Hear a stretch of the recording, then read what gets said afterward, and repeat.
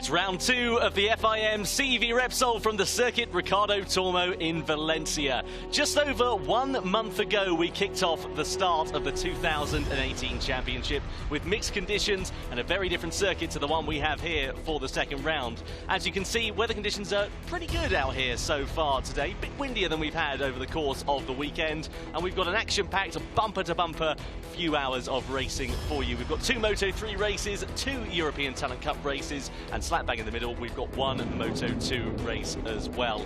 As you can see, the wind here is quite interesting at the moment. It's been very, very mixed out there in terms of circuit conditions. We were hoping for an entirely dry weekend. However, it hasn't turned out to be. I'll talk more about that in just a few moments. In the meantime, let's have a closer look at this Valencia circuit for the Moto3 Junior World Championship. Well, of course, it's just over 4 kilometers. There are 18 laps in total for the first race of the day. Of course, it's an anti-clockwise track, so there are 9 left-hand corners and there are only 5 right, which makes it a very different challenge to, as we said, Estoril over 4 weeks ago. It's going to be very, very interesting indeed. My name is Tom Brooks. Alongside me for today is Fran Wild. Fran, great to have you back in the box. What a start to the season we had just over a month ago in Estoril, especially in this Moto3 class. Definitely. Good morning. It's great to be here. Thank you very much. Warm words indeed. Well, very good to have you as well. And as we said, mixed conditions over the course of Estoril made it very challenging for the riders. It was wet on a couple of days during practice. It then rained before the start of the racing on Sunday.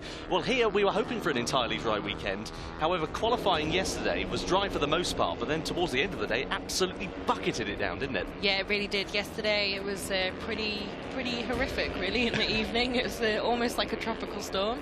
Didn't last too long, but definitely will have changed track conditions for these guys as they get back on track today. Yeah, it didn't hinder the Moto3 guys too much. It was the Moto2 field that really suffered because their second qualifying session started, and then just 10 minutes into it, that's when the rain came down, and it really put a hindrance on improving their lap times, which in any case, at some point during that day, it was going to be very difficult towards the end of it anyway. So this is the man who's qualified on pole position, Aleix View.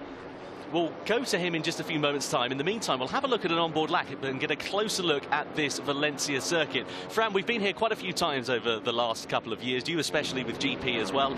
It's a really challenging track, very unlike anything else we have. It is. It's quite unique as Valencia, and it can be a bit tough to overtake on, but it does have one amazing element that not many tracks have, which is that you can pretty much see every corner from any seat. Any ticket you buy, you have a perfect view of the circuit, which is one of its unique, really awesome selling points. But it can be, yeah, it seems to be mixed opinions from riders. Some people love it, some people aren't so keen, but it should be pretty entertaining racing here. Yeah, it's a bit like Marmite, this track. You either love it or you hate it. So this is Tom Amos. We're going to go for an onboard lap with the British rider. Now, he is unfortunately not racing this weekend. He crashed at an Estoril and ended up injuring his wrist. That has been compounded by a couple of crashes he's had so far this weekend, Fran. And he is not going to be taken to the grid today. He's back in Barcelona for surgery. He is, yeah. Surgery was scheduled for 8 AM today, I think. So hopefully he's now on the mend and fixed up. But yeah, here we have him on board before it all went a bit wrong yesterday. And you can see, I don't think the TV really shows you the elevation change. There are actually quite a few places where you do go up and down on this track. Yeah, it's certainly true. We had a quick look at the track yesterday. I was fortunate enough to walk it in 35-degree heat here last year, and it really wasn't too nice at all because it was, well, absolutely baking. But as you can imagine, it was very, very interesting. So this is going into turn 7 and then into turn 8. There's a very big bump on that kink into the left-hand corner. Then as you go through that hairpin, it's one of the very few overtaking opportunities we have at this circuit. Yeah, I mean, it's not a track known for overtaking, but then also you can make the opportunities. I think the best example of that a couple of years ago was Jorge Lorenzo in that 2013 MotoGP season finale. He was trying to slow up the pace and keep everyone behind him, just had to overtake, and you can create the opportunities, but it is a track that's a little bit more difficult to sort of set up those traditional overtakes. Well, this is going into the final part of the lap. This is the penultimate corner, then we go into the final turn. Makes it very interesting that because the circuit does drop away as we cut away from Tom Amos's lap. We look at the pole sitter then, Aleix View. A difficult season for him last year. He was with the 42 Motorsport outfit as part of the Rins-backed team. They're not on the grid this year, so he's moved over to the Marinelli Snipers team, who of course are part of the Moto3 World Championship, and 80 points for him, 10th in the championship. And as you can see, some good stats for Aleix View. He's taken a race victory so far in the Junior World Championship, but didn't fight for victory last year, Fran. He'll be hoping to, starting from pole position, to be making that step forward. Yeah, certainly. Pole's a good place to be at this track, as we've been saying, overtaking, etc. And although you can get a bit of slipstream on this straight, it's not a track where you naturally know you're going to make up a huge chunk of time when you've got one of the straights. But yeah, LHV, I think he'll be hoping for a bit more than he showed in Estoril.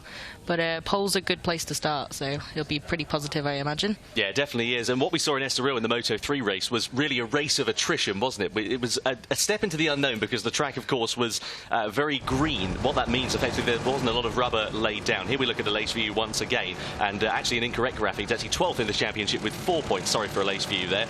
One pole position, as we say, with this one. No wins and no podiums. 17 years old is View. Competed in Red Bull Rookies last year. Was quite quick on the KTM. But again, as we said, hoping for that step forward. But yeah, just going back to the original point about Estoril, a real step into the unknown we had there with the green track. And that's going to be the same here today because that rain yesterday afternoon. Yeah, definitely. I think that's going to change things up quite a lot. Obviously, they've had warm-up this morning, but the temperatures do rise fairly quickly once you get sun on the majority of the track and it really starts to warm up. So that should be pretty interesting for a few of these guys. And obviously, people like Chanonchu here, or Can, we seem to not quite be able to decide how to say that. They're racing here pretty unexperienced compared to a few guys in the field, so it'd be interesting for them as well to really get a race under their belts here. Well, it really seems like he's made some good steps forward as Chanonchu. As we know, in Estoril, in the opening couple of laps, he led the race, took to the front on board the Red Bull KTM IO machine, but then unfortunately crashed out on lap 2. A real disaster for him, but he managed to recover up to 15th position from the back of the grid. He did. It was really impressive from him. I think those two guys, him and his twin brother Dennis, who also a Red Bull KTM IO rider this year, and he's the reigning Asia Talent Cup champion. They both got great speed, but obviously it's a huge step for them to come here, and you know, qualifying's one thing, keeping it together in the race, that's the bit where they're really going to be learning a lot and making that step and trying to make progress. So certainly for Chanonchu, it's great. He's starting right near the front. Hopefully this time just a little bit calmer in those early stages. You know, you can't win anything on lap 1, but you can certainly lose a lot. Yeah, that's certainly right. Well, we just saw Celestino Vietti Ramos, the Italian rider for the VR46 junior team. He lines up on the front row for the first time this season. Really good year from him last year. Was fighting in and amongst the front group in a couple of races, but unfortunately the results just didn't come for him. Now here's the winner from Estoril, Manuel Pagliani. You can see there, 1 win, 1 pole position, first in the championship. A perfect start to the Italian season. Yeah, definitely. He's in the hot seat, although he's not quite on pole here this weekend. Yeah, he had a great weekend at Estoril, and obviously part of that Leopard Junior outfit, one of the ones that has a ladder going up into the World Championship as well. Great team.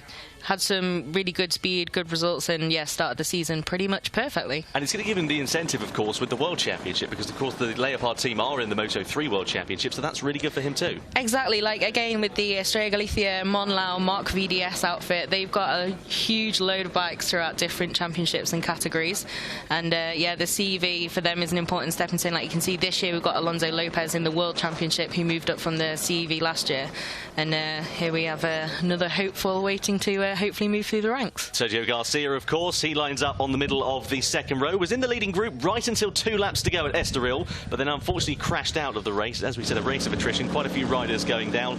Garcia biting the dust along with his teammate, actually, Jeremy Alcoba. Now here's Marc Garcia, the World Supersport 300 champion from the 2017 season, has made the step over to Max Biaggi's outfit, a brand new full-time outfit in the championship this year, and lining up on the second row. Good progress. Definitely really good performance for them, and I think it's great we've got Rossi Biaggi on the grid.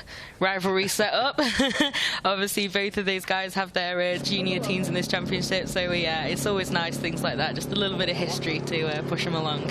Yeah, it's going to be interesting to see what happens with those guys on board the KTM is Marc Garcia. Here's Jeremy Alcoba for the Estrella Galicia outfit. 16 years old is Alcoba, as we saw with him last year. Very quick, and it was looking for a time like he might be stepping up to the Moto3 World Championship. In the end, the team opted to keep him in the Junior World Championship for another season. Looks like it's paying dividends, though, as we saw, unfortunately crashing out of that leading group whilst fighting for the victory in Estoril. But again, showing speed and showing that he's able to bounce back. track. Yeah, definitely. I think it was a pretty tough weekend, actually, for the Moto3 Estrella Galicia guys.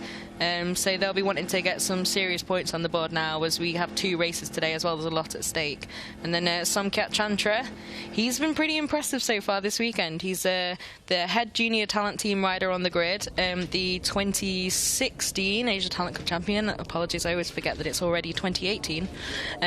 But yeah, Thai rider, pretty impressive, and he's already had a pole, I think, in the wet, which was really impressive stuff, and he'll be hoping now to make some serious progress in the dry, and this weekend's a good place to start. Certainly is. Very impressed with Jason de Pasquier as well, the Swiss rider. Fought inside the top 10, as you can see there. 9 points on the board from him from that one Moto3 race last time out in Estoril. Lining up 9th on the grid. He was kind of there and thereabouts last season at some points, but just never really clicked for the Swiss rider. Making some progress, though, qualifying inside the top 10. Really good start for the team, and really good to see them making progress after a difficult 2017. Yeah, definitely. I think so. I mean, you've got to be happy with a solid top 10 result, and also, you know, not so far from the top 5 in Estoril, and now another top 10 qualifying. Good job, good job. But Yuki Kuni, I think he'll not be too happy with 10th, I imagine. Had a few times fighting at the front. Good speed. I think he'll be one of those looking to move forward pretty quickly in this race. Yeah, as we said, of course, Somkiat Chantra being the lead talent team bike on the grid. Yuki Kuni the second fastest. He lines up alongside this man, his teammate, Ai Agura. Now, we know, of course, Ai is very, very quick on his day, but just doesn't have any podiums, unfortunately. Doesn't have any wins. Hasn't managed to make that step onto the rostrum. He'll be hoping to change that today, but starting, as we said, down on the 4th row of the grid in 11th position. It's going to be a bit of an uphill struggle for him from there, but one thing is to mention, it's so close in the Moto3 Junior World Championship here this weekend, Fran. It's going to be very, very exciting. One man who, though, I was very impressed with last time out, Raul Fernandez, a torrid 2017 season. Let's pick no bones about it. It was really difficult for him on board the Mahindra, but he's changed over to the KTM, and second place in that opening race of the season. Yeah, absolutely. It's a pretty good result. I think we've had a problem with the graphics, though, again, on Ai Agura there. Because he's taken a race win in Jerez last year. It's not showing up on the screen. So again, another, like you said, it's incredibly close. So those guys are actually only hundredths off 4th, even though they're in 10th and 11th. It's absolutely incredible. But yeah, I don't know. I think we're having a couple of issues with the graphics, but here we go, rundown of the grid. Let's have a look. At least for you, Canon Chu, Celestino Vietti, Ramos on the front row, Manuel Pagliani, Sergio Garcia, and Marc Garcia, no relation, on the 2nd row of the grid. Jeremy Alcoba, Somkiat Chantra, and Jason de Pasquier line up on the 3rd row.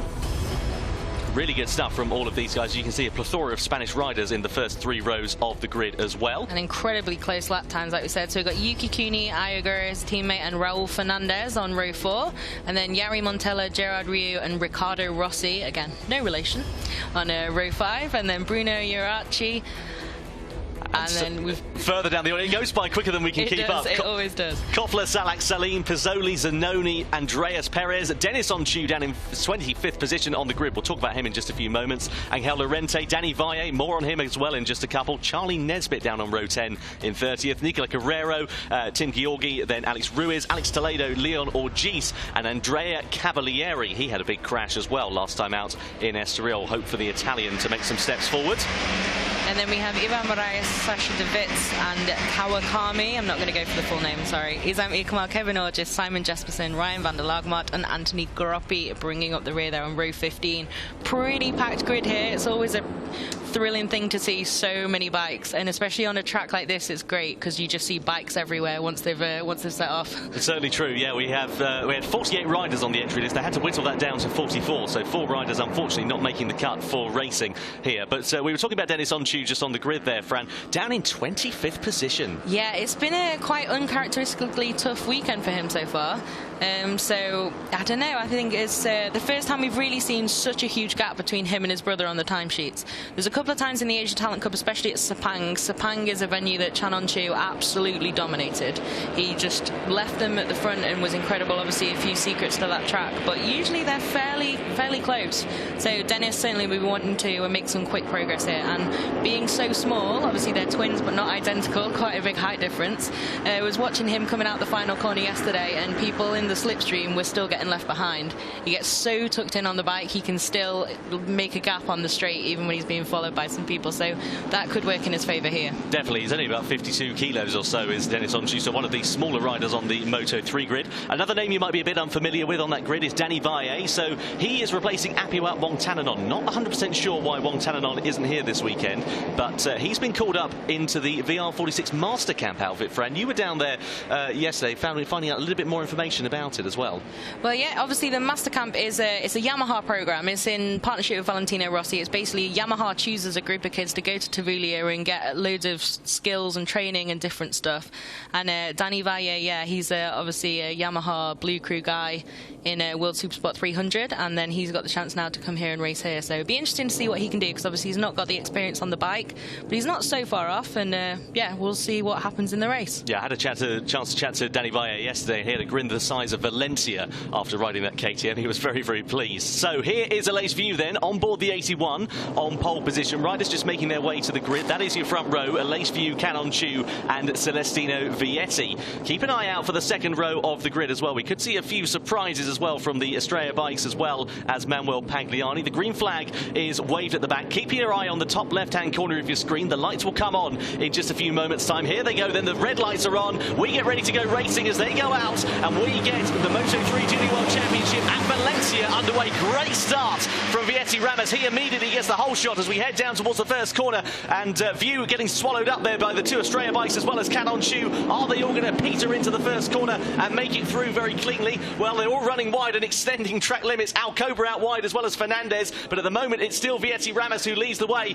as View goes up the inside of Sergio Garcia for second place at turn number 2, and now View is on the outside into turn 3. That's going to be very challenging for him with Alcoba very close behind, but a nice clean start there, Fran. Everybody fortunately making it through. Yeah, I think maybe slightly by virtue of the runoff there, but that was incredible. Almost half the field maybe over there. That's okay. Oh, we've got to change for the lead already. But yeah, that's okay on the first lap, you know, but track limits is something they'll have to watch for the rest of the race if they continually abuse that. Yeah. Like here again, you see on that green stuff ain't allowed. No, certainly right. And we see now Sergio Garcia into the lead of the race as View tries to duck under the inside of Jeremy Alcoba. He gets it through, so up into third position for the Marinelli Snipers rider. And now you can see Sergio Garcia just trying to create that gap, trying to do the full Tom Sykes as we saw at Assen last weekend in World Superbike, and try and create that gap. But we know how difficult it is in Moto3, and it's all about avoiding that big mistake. Definitely. I mean, I was going to say previously, before we had that change for the lead, that Celestino will have his memory firmly fixed on Dennis Foggia last year, who was the absolute king of Valencia, just left them at the front. But sadly, that dream is already a little bit over, unless he can make up some ground here. He seems to be just struggling a little bit compared to Garcia, certainly, who's trying to bolt, like you say. Difficult opening lap as well for Canon Chu. You can see him now then behind Marc Garcia. He's just inside the top 10 as the riders come over the timeline for the first time. The slipstream is going to come into effect once more. And look at Manuel Pagliani. He's having to battle with Garcia as well as we go into the first corner. They're just inside the top 10, as we can say. This is going to be very, very interesting indeed. But Sergio Garcia from View, and now here we can see Alcoba and Fernandez as somebody runs it well wide into turn 1. Once again, track limits being extended, and we have seen penalties being given out in previous rounds at the FIM CEV Repsol for extending track limits too much during the race. As you said, Fran, race direction going to have a keen eye on that over the course of this. Yeah, definitely. That's one of those recurring themes throughout, you know, sort of MotoGP 2, 3, and here also. Just making sure that, you know, mistakes, okay, obviously everyone makes them sometimes, but you can't be too cheeky, I think, is the ultimate sensible way to look at the rule. But yeah, Garcia really putting his foot down here, and seems to be making a bit of a gap. I think, yeah, it's pretty surprising to me anyway that there's such a gap at the moment between sort of a rough first group and second group.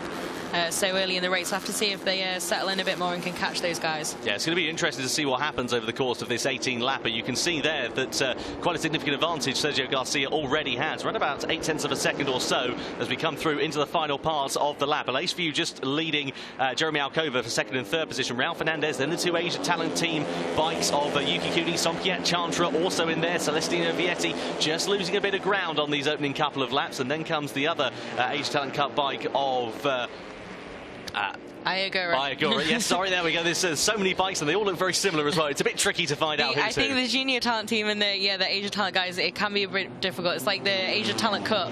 It's very, very difficult when you can't see the number. They're all exactly the same livery. But yeah, those guys have had a great start. They'll be super happy to have those three of them already in their pretty solid start and making some good progress from where they started on the grid. Great start from Danny Baye as well. From 29th position on the grid, he's already up into 20th. So really good stuff from the young Spaniard as Alcoba ducks up the inside of view, up into second place. So it's now an Estrella Galicia 1-2 here in the Moto3 race. Really good stuff from him. And I think Raul Fernandez on that KTM is going to be fancying a bit of a challenge. But it seems to be in these opening stages, Fran, the Honda's looking really, really strong. The only KTM we can see in that leading group at the moment is Raul Fernandez. Yeah, I think it's pretty interesting so far, and also, yeah, Garcia obviously seems to have a bit of a personal advantage on this track at the moment. But yeah, there's not so many. It's like you say, bit of a Honda party at the front at the moment. Yeah, well, he's 15 years old, is Sergio Garcia, one of the smaller riders, as we said, on the grid as well. So that advantage will help around this circuit. It's a very, very interesting track for racing, as we can see, as we come through in towards that middle parts of the lap. Not necessarily too much of an overtaking opportunity there, but everybody making it very cleanly through. And this is going to be a very interesting battle for the podium positions. View looking very, very strong. He would love to take a podium. It would do him wonders for his confidence as well. We saw him in Aragon last year fighting for the race victory, but then spectacularly crashing out after losing the rear end at the final corner. And he just, I think, wants to get onto the box once again. Yeah, definitely. It looked like he might have been about to try and nibble there into the final corner, but it probably is more sensible to try and use the slipstream down the straight and do it into turn one. But now he seems to have lost a little bit of ground on Alcoba there, so we'll have to see. And now, yeah, he's under attack as well. So not quite worked out there. These guys got to be careful they don't fight too much and let Garcia extend that gap, because it's already pretty sizable, just over a second. Oh dear, that's Marc Garcia going down at the first corner. He has gone straight into the gravel trap for the Max Biaggi team on board the KTM. And, well, you can see the bike there stricken in the gravel. We'll wait for an update on Marc Garcia's condition as soon as we can bring it to you. But that was a fast crash into that first corner. Yeah, that was it's a pretty tough place to crash, obviously, end of the straight, you know. Straight off into the gravel, but he'll be pretty disappointed with that. And yeah, bike's a little bit worse for wear there. Yeah, the main thing is, of course, we've got another Moto3 race. Good to see Marc Garcia up and walking away. He'll be disappointed with that. Let's see if we can catch what happened. We saw just the back end of it, and you can see he's already lost the front going in towards that first corner. Very strange, though, to lose it so early on into that turn one. Yeah, obviously he was still going in an absolute straight line, so it wasn't necessarily on the apex of the corner that he lost that. So yeah, it'd be interesting to see a little bit more of that in a replay. But luckily he's up and okay walking away. Like you say, we've got another race later today, so he'll be one of those people really pushing to make that count. A disappointing start to the day for Marc Garcia and indeed Max Biaggi's team then, as we go through into the right-hander, then kick it over to the left into the final part of the lap. The circuit really does go up quite significantly in terms of elevation. You can't really see it too much on the camera angle, but believe me, if you're walking it, it's quite noticeable. And of course, what goes up must come down, so into that final corner it drops away again. Exactly, yeah. I don't know if you mentioned it. Did you walk it in 35-degree heat? I did mention it, yeah. You know. You did mention it on TV. Yeah. To me, maybe 3-4 times. Yeah. 3-4 times today, that's the problem. No, it is, yeah, it's quite surprising actually when you walk around this track. It's quite a nice track, but yeah, it's actually quite a bigger difference than it looks on TV. Yeah, it certainly is. Well, through turn one we go. You can see Sergio Garcia just keeping that gap quite significantly at the moment, just over 1.2 seconds. In terms of the lap times there, though, Fran, he's looking just about a tenth of a second or so quicker than Alcoba, his teammate behind. Yeah, definitely. There was a 1,000th between him and Fernandez on that lap, so not too much. But yeah, that gap's pretty steady at the moment. It'd be interesting to see if he's now got into kind of the groove and the rhythm, or if he's just taking it steady and he knows that he's over a second clear and he's got a bit of breathing space. But yeah, certainly Alcoba was a bit slower that time round, and also View lost a couple of tenths to those guys. But obviously they're all so close together, this can change so quickly. Yeah, certainly can. Here comes Fernandez. He's trying to find his way up the inside of Alcoba into second position for the Angel Nieto team. KTM rider, nicely done for the Spaniard. He's up into second place, and now will have his sights firmly fixed on the race leader of Sergio Garcia. Will he be able to bridge that gap? Will Garcia be perhaps pushing a bit too hard in these opening stages as well? That's one thing to mention, tyre life. Yeah, definitely. That can always come into play. Obviously, who knows what they're going to be like on lap 17, lap 18. and they're not so far away at the moment for that to not be a really important factor if it does really come into play. But you see View again really close coming down here. It was almost a 2-for-1 deal when Fernandez went past, and now, yep, got him, and he'll be hoping to now tuck in a little bit better than he did last time and not lose out again into turn 1. You can see the 3 Asia Talent Team bikes close behind as well. They'll be vying for position, trying to get themselves onto the rostrum. Be a good shout for them after what's been a difficult weekend with their teammate Tom Booth Amos unfortunately out due to injury, as we said, that wrist injury and the crash that he had, or the crashes that he had in the free practice sessions, really compounding those problems. Yeah, definitely. Like I said, hopefully he's already had surgery and he should be on the mend now. And speaking to him yesterday, but just before he was leaving the track, definitely, I mean, he's pretty high spirits, obviously disappointed as you would be, but absolutely adamant he'd be racing again at Le Mans. So obviously going to attempt the full Pedrosa next time out. So obviously Danny Pedrosa raced in Kota with a broken wrist so soon after surgery, incredible.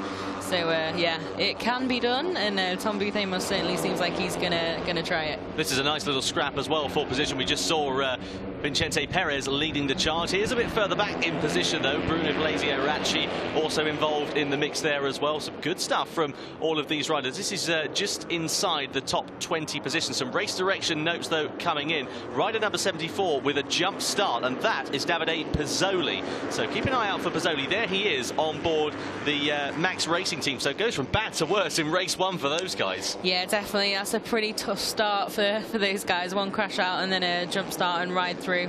Hopefully he'll see that. Obviously, we don't have the incredible MotoGP dashboard notifications here. It's a little bit different, so hopefully he'll see that and take that penalty fairly quickly. And as well, obviously, when you've got a penalty pending and you're still in a big fight like this, it can affect the race of the guys around you. So, you know, we'll have to see. Hopefully he'll see that next time round down the straight. After qualifying, it's been a bit of a difficult start to the race for Canon Chu. He's down, as we just saw, in 14th position. Davide Pizzoli already having seen that. He must have known that he made a jump start and was going to be called in for a ride through before too long, and down through pit lane on board his KTM. A difficult race for him, but there'll be some good testing miles. And let's not forget, of course, we've got that second race summit coming up, so a second bite at the cherry. Yeah, definitely. This is, I think I mention this pretty much every time on air. Nicky Hayden's favourite thing about Superbike, 2 races. You know, when you're racing, it's because it's your passion for the vast majority of everyone who competes professionally. So to get 2 chances at it is great. But then also if you have, you know, a not so good time in the first race, like if you've made a mistake, like jump start, or if you've crashed out, it's really good that, you know, you get a second bite at the cherry, like that nice phrase just used there. And you don't have to just go home with that disappointment. You have a little bit of a chance to, yeah, make some good progress later in the day. Sergio Garcia stretching that gap out in the lead of the race. We've got a yellow flag on track now as well. We'll kind of keep you up to date with an incident as we see it. Can't quite see where that is out of our commentary position at the moment, but there definitely is a yellow flag somewhere out on the circuit, so could be an incident with one of the riders. As we said, as soon as we find out, we'll keep you abreast of the situation. But still Garcia stretching that advantage, as we say. 1.6 seconds is his lead now, and that is getting bigger and bigger by the laps as they count down. You can see Fernandez still leading View, still leading Alcoba in and amongst the mix. Then still the 3 Asia Talent team bikes, only broken up by Celestino Vietti in 8th position as we go through into that final corner. This is going to be very, very exciting indeed between these guys, because the slipstream isn't as effective here as we said. Yeah, definitely. I think it's not quite as long a straight as some, but I am going to call it now. I think this is going to be Garcia's to lose. And I think the podium fight's going to be between this group. I think now he's still pulling away. It's just getting bigger and bigger. And these guys obviously aren't really staying in line and choosing someone to hunt him down. And there we see run off there for Jeremy Alcoba as well. All getting a little bit tight in there. So I think they might have to say goodbye to the chance of the top step at least. Yeah, quite wide through that first corner for Jeremy Alcoba. Just a little bit. Makes it back on though, fortunately, without too much of a drama. But hopefully he hasn't extended track limits too much. Otherwise, race direction will be on him. I think he should be okay with something like that, because it's an obvious mistake. I think and he's not gained from it. He's like noticeably lost out. The problem is if you, for example, cut a chicane or something like that, and you've made a significant gain in that sector, unless you give that back, and especially if you gain a position, then that's when penalties start to be dished out. And in a race, unfortunately, that's usually positions. rather than just obviously qualifying practice, you have the lap time deleted. Really good stuff from the Briton Charlie Nesbitt as well, starting down in 30th on the grid. He's already up into 20th position, so Nesbitt making some good ground in these first few laps. Danny Baye now in 16th place as well. Really, really good stuff from the Spaniard. He could be battling for a points position before too long. He's currently sat behind Philippe Salak, Jacito Garcia, Bruno Iarachi and Canon Chu. That group we saw earlier on in the race, and that is where the yellow flag is. We saw a bike going down. That was just going through turn number 12 of Champi Herreros, and unfortunately the bike now it's off the track, so the yellow flag has been brought away, but nonetheless cause for concern there. Yeah, I think like you were saying, Danny Baye, it's pretty impressive stuff. He's making just steady progress and also kept his head. You know, that's pretty important. It's like Canon Chu, okay, he's lost out a bit compared to where he started, but it's also great for him that he's now, you know, done quite a few laps and in there and relaxed into the race and not just kind of gone a bit too early like they did in Estoril. And here we have another one. It's Alcoba going out wide once again. I'm not sure about that one. That was pretty optimistic. I'll have to see if he... yeah, we'll have to see if anything's done about that. But that wasn't quite the same as the other one. That's a little bit cheekier, I think. Yeah, time will tell with regards to race direction. We know that it does happen. Of course, Dennis Foggia last year in Valencia, sorry, in Catalonia rather, he was battling for the win, won the race, and then after the race, he'd been deemed to extend track limits too much, and the victory was snatched away from him. Yeah, definitely. It can be pretty dramatic when these decisions are made late in the race. I remember I was writing one of the reports for that, and it was all a little bit confusing at the end, like who's where, what's happened. But yeah, they have to be careful. And here, got a bit of an Asia talent team battle. These guys need to be a bit careful. They do have previous unfortunate incidents between teammates there. But yeah, so far it's great to see, like we said, great to see all those three guys in there. And it's impressive that Chantra, obviously only his second season, up there with those guys who have a fair bit more experience. So I think he'll be pretty happy with that. Lead rider of the team on the grid, and then now still very much in there. Yeah, Chantra making some good steps forward. He's improving his English as well, which is crucial for communicating as well, let's be honest, because of course English is the international language. Having that grasp, having that understanding, and especially when you come from a background as such as he does, it's difficult to get the grasp of that quickly. Definitely, I think that's one of the big things, especially with a load of the guys from the Asia Talent Cup. For the Japanese riders, it can be a bit different because obviously we have manufacturers, an incredible amount of Japanese influence is not the word. What is the word? Presence. Thank you. Presence in most of the paddocks, but it's a little bit difficult when your native language is Thai. And then you just get put into this situation. Obviously, it's not just communicating with the team on a day-to-day level either. It's being able to explain quite, you know, detailed stuff about your bike and also learn that stuff, because these guys are, you know, they're really new to this kind of scene. In the Asia Talent Cup, bike's the same. You go out there, you do your best, you take your result, you carry on. Here, obviously, you're starting to get into, you know, really concentrating on setup, finding what works for you. You know, you have to have that relationship with the team where you can explain yourself pretty well. So, yeah, it's great for these guys, though. They get a lot of support, and it's really, you know, it's a great kind of outfit for them to be in. They come race in Europe, and yeah, they can really show what they can do and work on all those kind of skills, not just the ones on track. And speaking of learning the bikes as well, Fran, you were talking down with the Petronas Sprinter Racing Junior team yesterday and talking about the Malaysian riders that they've got on the grid for this year. Real steep learning curve for them. Yeah, definitely. They've got two young kids that they've got in here. And they've, yeah, so far it's pretty tough because it's a big step up for them. But they're doing pretty well, and yesterday certainly met some targets and yeah, got some good progress. But yeah, their program is really interesting. It's obviously Sepang Circuit and Petronas Sprinter Racing program, and yeah, it's really great to see they've given those guys a lot of support. Obviously trying to nurture Malaysian talent. It's great now they've got Hafiz Sharian in the MotoGP World Championship, first ever Malaysian rider there, and a very, very impressive one as well.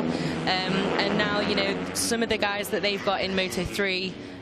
Now this year certainly Sasaki, Norridin come through the ATC, and then they've got that opportunity to move forward within that structure and make great progress. So it's great for Malaysia, it's great for Asian talent as well, and it's just, yeah, a great program support. They've got Fahmi Kairid in there with the guys sort of showing them the ropes, teaching them how to train, giving them some tips on riding and stuff.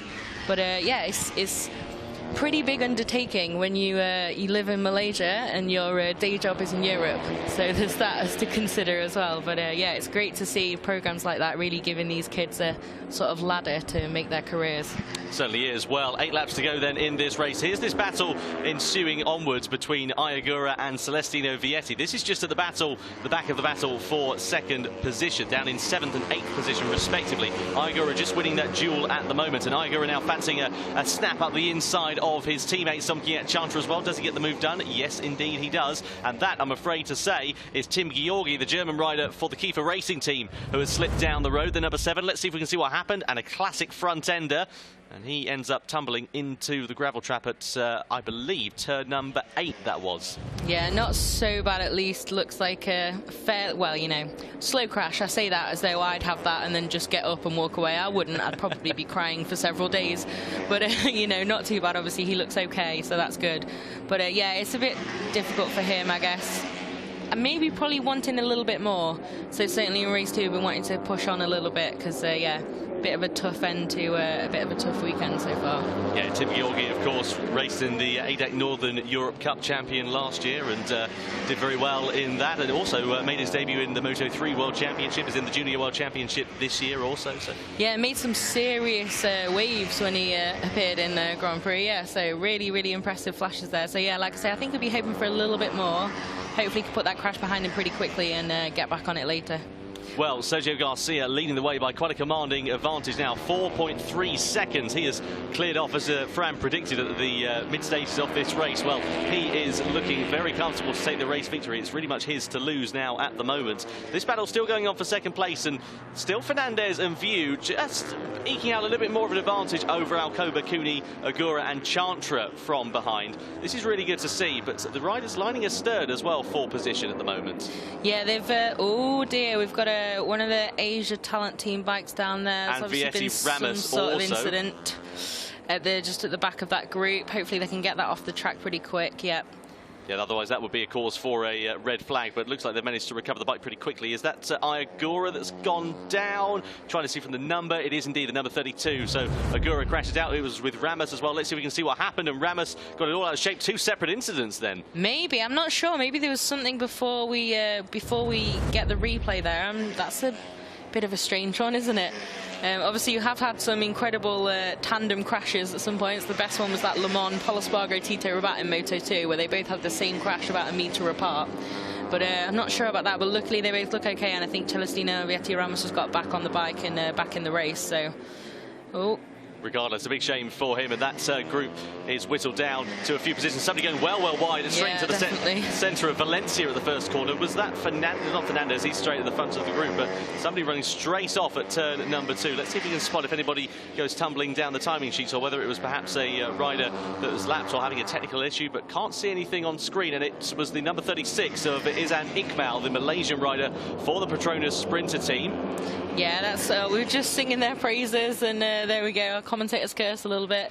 But had to happen at some point, didn't it, really? Yeah, I mean, it's great at least, you know, 13 laps. That's a fair amount of track time. Every single bit of experience is huge for these guys, compared to some of the Spanish and Italian kids especially, who start so young, you know, turn up with sort of numbered merchandise at 12 years old and, like, sponsor on the water bottle. It's a pretty different world for the guys coming through like that Petronas and then some of the Talent Cup programs.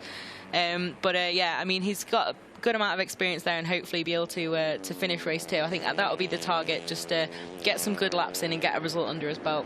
Really good stuff from Gerard Rio as well. He's in 7th place currently as the Spanish rider. Had a bit of a quiet year last year with the Leagues team, but has been making some steps forward on board that KTM, in 7th position inside the top 10, and unfortunately that is the other Kiefer Racing bike of Leon Ongis that has gone down the road. Let's see if we can see what happened. Is it a carbon copy of his teammate? Yes, it is. It's exactly the same. Well, the main thing is Leon's up and okay, but that's a big shame.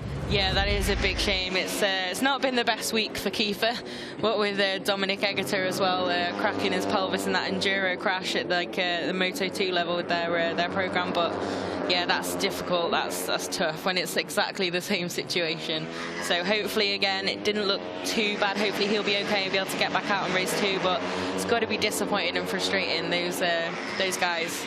And there's Vicente Perez as well. I wonder where he'd gone from shots, actually. He was battling inside the top 10 once upon a time. Here's what happened to Perez then. Did he have a load? Oh, dearie me, that's what happened there then. That was Jason Depasquier who was also involved. Depasquier losing it, and Perez, well, nowhere to go for the Spanish rider. A big shame for him.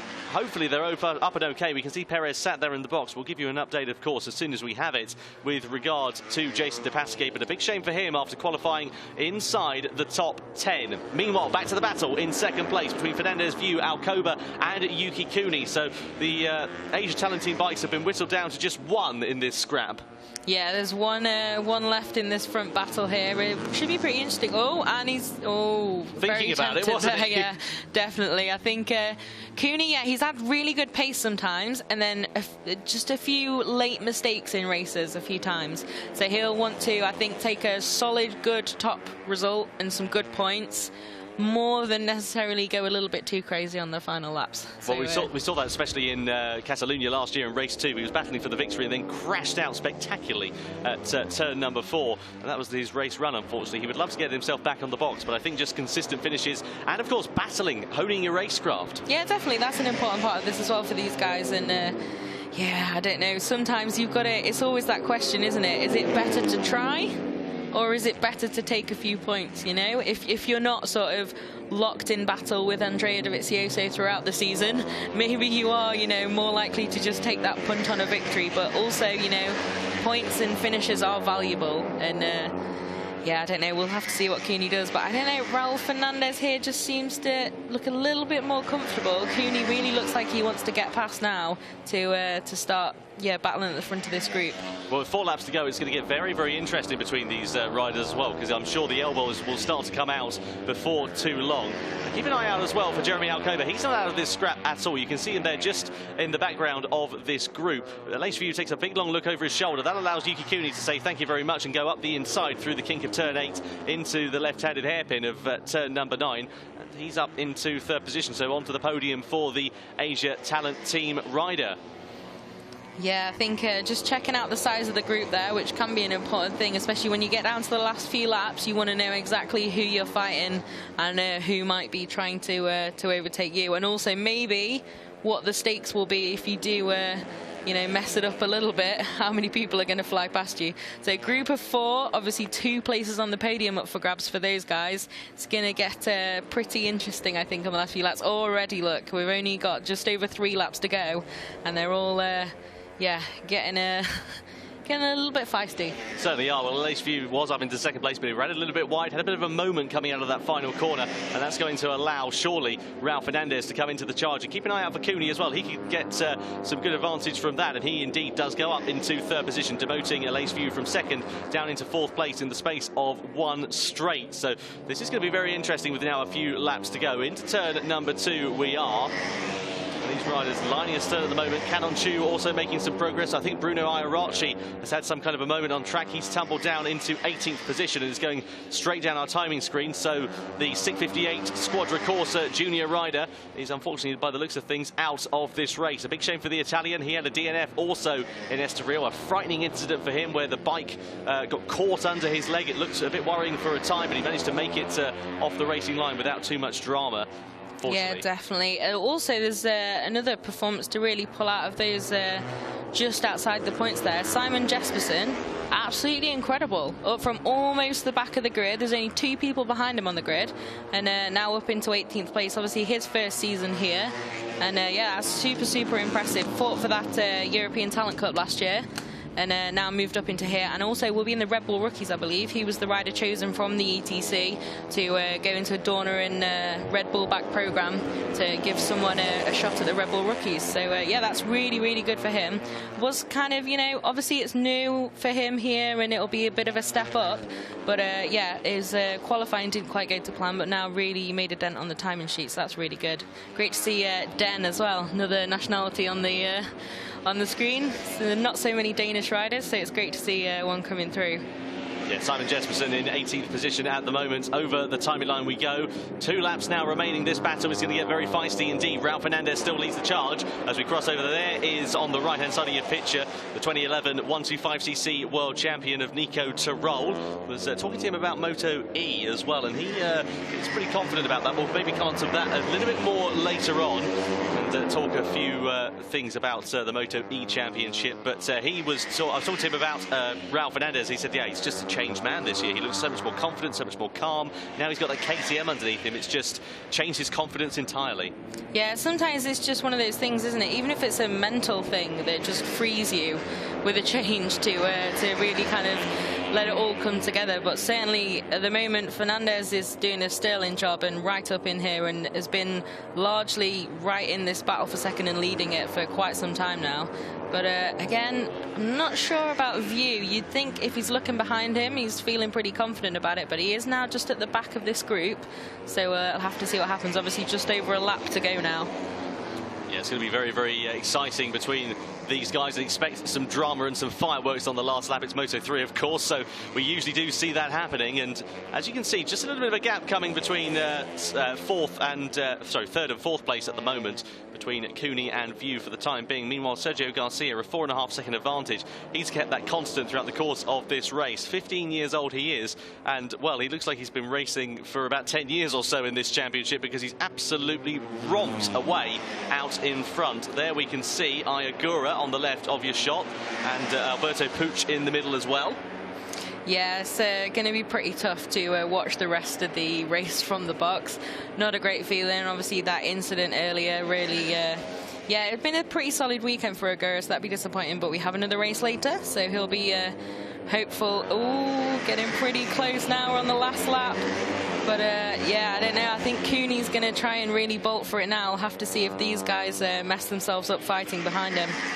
View sneaking his way into the podium position, then up the inside of Raul Fernandez. So Fernandez now down into fourth place on this last lap of racing. It's going to be hugely exciting between them. Sergio Garcia looks like he's got this one pretty much done and dusted, but with just over half a lap now remaining for these guys, it's going to get pretty tasty, I reckon, in this battle for position. Yuki Cooney still leads the charge at the moment. He'd love to be on the box, but so would Lace View, and View darts it up the inside through the left-handed kink and into the hairpin as well. Cooney, though, says, thank you very much, I'll take it back on the exit, and Cooney is back through, and Fernandez also taking charge as well onto the rostrum into third position.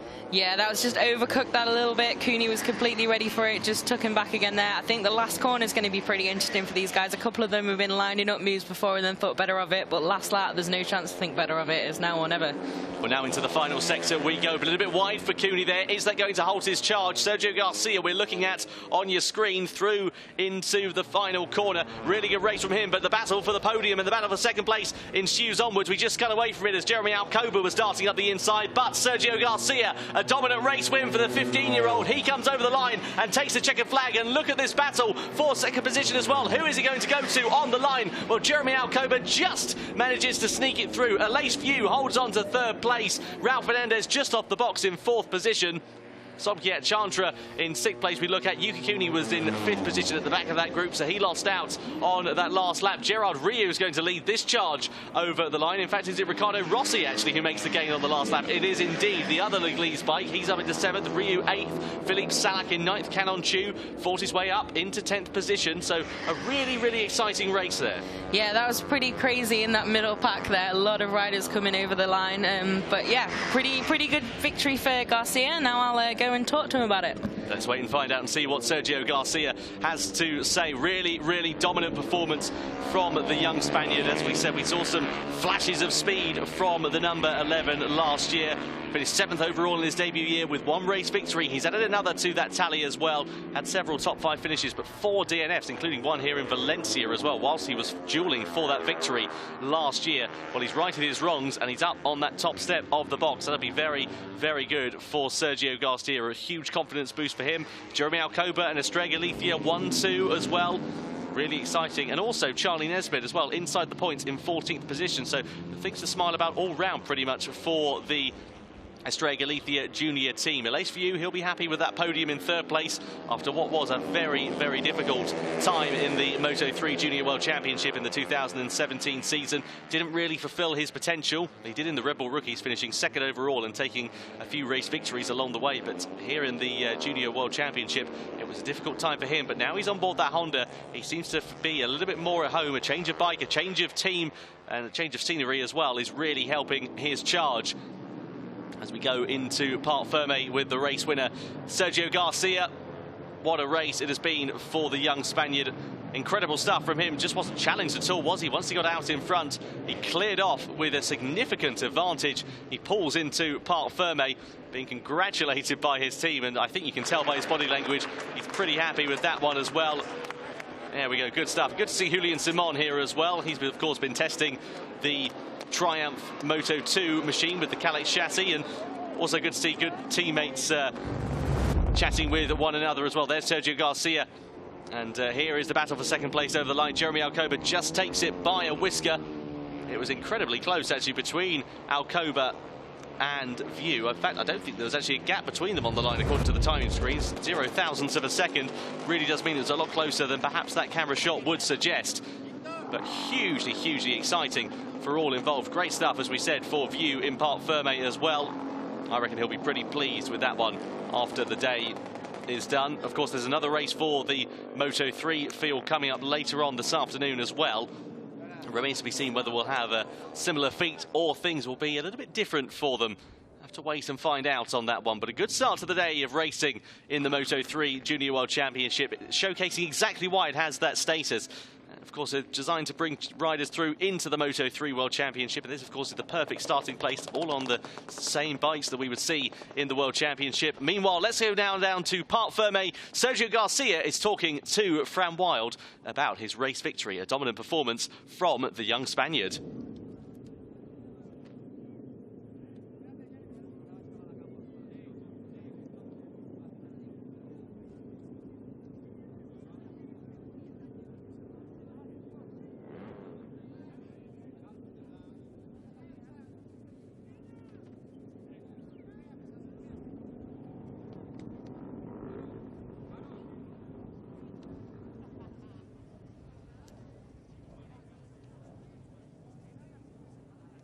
Well, hopefully we'll bring you that interview with Sergio Garcia in just a few moments. A few words being exchanged, as you can see, in Parc Ferme. A few congratulatory celebrations as well, and quite rightly so. What a race it turned out to be. Garcia looking, as we said, absolutely dominant in that one. Wasn't challenged at all throughout the course of it. And you can understand why after that performance. Was consistently quick over the course of the race. The tyres didn't drop off too much. Let's have a look at final results before we talk to the race winner of Sergio Garcia. Well, Garcia takes the race victory then from Aleix View. You can see there the gap, no thousandths of a second between View and Alcoba for second and third place. Raul Fernandez fourth, Cooney fifth, Chantra sixth, Ricardo Rossi on the Husqvarna into seventh position. Really good stuff from the Leglise rider, leading home his teammate Gerard Riou in eighth place. Philippe Salac in ninth place. Let's cut down then to Parc Ferme and talk to the race winner, Sergio Garcia. So, Sergio, absolutely incredible race here today in Valencia. Dominant win. What can you tell us about it? Bueno, ha sido una carrera muy complicada porque he tenido que salir y he tenido que estar muy concentrado para tirar y dejármelos atrás, pero bueno, ha sido una carrera muy divertida y ya veremos la segunda. Just saying it was a pretty tough race there to stay really concentrated and push and push and push, but also a really fun race. So now we have la segunda carrera del día. ¿Qué piensas antes de la segunda carrera? Bueno, salir e intentar hacer lo mismo que he hecho ahora y estar muy concentrado. So he's going to try and do the same in race 2. Thanks very much. Congratulations. Thank you very much to Sergio Garcia. Thank you very much to Fran Wild as well for her translations down there. Having somebody who speaks Spanish is very useful when the English isn't as fluent as it could be. Meanwhile, here was the racing. Well, it was Vietti Ramos from the front row of the grid. He got the whole shot in towards the first corner. It was action-packed and nearly 5 wide, as we can see, going down towards that first turn. A few riders running out wide into the car park here at the circuit Ricardo Tormo. Well, who would hit the front? That would be the question. Aleix View made some good ground on the opening couple of corners, and it looked like he, for a time, would be battling for the race victory. Didn't quite work out that way, as as everybody else made it through on the opening couple of laps, aside from Vicente Perez, who went down the road. That's a big shame for Perez. We didn't see that incident on screen at the first time, but we saw him back in the box later on. Meanwhile, Garcia got to the front, made the advantage. The Spaniard clearing off with that clear track in front of him, not being challenged. This was a very scary incident indeed between Jason Pasquier and the other bike of the Reali Avintia Academy machine. We saw that incident, and we'll give you an update on the condition of Jason Pasquier as soon as we can. We saw Perez back in the box after that one, but it was a big shame nonetheless. Here was the Keeper Racing bike going down the road, Leon Ortiz taking a tumble. Meanwhile, the battle for second ensued onwards, with Raul Fernandez leading the charge for a brief period of time. It was all to play for, though, in terms of the final few laps. Yuki Kuni also in the mix. He managed to dice his way up the inside into that final turn. Good stuff from him, but didn't manage to make it stick too much as he came over the timing line. Sergio Garcia, though, a dominant race victory for the number 11. Really good stuff from him to come over the line and take the checkered flag. The battle for second position, as we said, decided by 0.000 of a second. Alace View just pipping Jeremy Alcoba. Those results have now been reversed, I can see on our timing screen. So Alace View into second place, Jeremy Alcoba into third position, according to what we have here in the commentary box. We'll wait and see whether that's the same position on the podium. But now making their way onto the podium are the top three finishers. Just incredible stuff. And indeed, yeah, Jeremy Alcoba in third place. Alace View promoted up into second. So a couple of points difference between all of those riders. Carlos Estevez. You can see how much taller that Jeremy Alcoba is as well, even on the third step when he's half a metre or so down compared to his teammates. Jeremy Alcoba. He is just about as tall as Sergio Garcia. Of course, there's quite an age difference between the two riders as well. Alcoba collects his third place trophy. Good start to the day for the Spaniard. He'll be pleased with that one. Good confidence, of course, going into race 2 as well. It's all about confidence at this age. It does go to show how much it counts for it. Alace View in second place on the Marinelli Snipers outfit. He'll be pleased with that one. And then the race winner, Sergio Garcia. Well, there are no questions about whether he took the race victory, and you can hear that as well with the applause from the crowd. Absolutely thrilled with that, and he has every reason to be as well. Sergio Garcia, a dominant race victory. Oh, and some free petrol for him as well. Very nice too. Not entirely sure how much that covers, but it's probably enough to cover his petrol home from the circuit.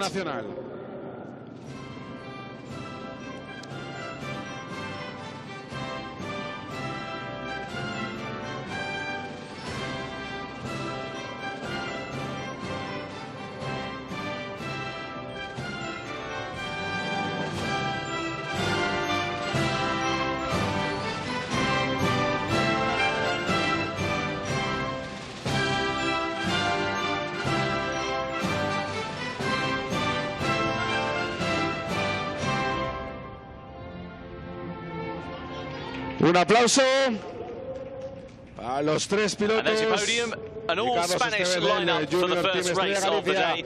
Y es el momento de and some Casera being sprayed as well. They're not on enough for champagne, of course, so spraying that on the podium. It's a good alternative by the looks of things. Prueba en Moto3 de este FIM CEV Repsol. Riders very happy with that one, as you can hear. Good stuff from all involved. Of course, the championship is going to be completely turned on its head for race number 2. Let's wait and see what happens. We'll give you an update on that in just a few moments' time, I am sure. But the riders now making their way off. All smiles all round from the riders. Really, really exciting stuff. European Talent Cup Race 1 is on the way next for you. In the meantime, let's have a look at the championship standings then in the Moto3 Junior World Championship. Well, Raul Fernandez now leads the way. He has a 5-point advantage over Manuel Pagliani, so the lead of the championship has changed. Sergio Garcia, with that 25 points, now goes up into third position at the expense of Alace View. Yuki Kuni, Sobjet Chandra also in the mix. Jeremy Alcoba down in 7th place. Vicente Perez, that DNF for the Spaniard, in 8th position. Yari Montella in 9th position on board the 658 Squadra Corsa machine. Ricardo Rossi inside the top 10. Philippe Salac 11th. Marc Garcia 12th. Jason Pasquier in 13th. Gerard Reeve 14th. Canon Chu in 15th position. Jacito Garcia 16th place, 6 points on the board for him. Kevin Zanoni, Davide Pizzoli In 17th and 18th position, the two Italian riders. Charlie Nesbitt, a couple of points on the board for him, gets him into 19th position after that race. And Sasha de Wits, the Belgian rider, on the KTM into 20th position, the last of the classified points scorers. Very exciting stuff from all of these riders. A hugely exciting race in the first Moto3 Junior World Championship. A great way, Fran, to start the day. Indeed, definitely. Great race, especially for Sergio Garcia.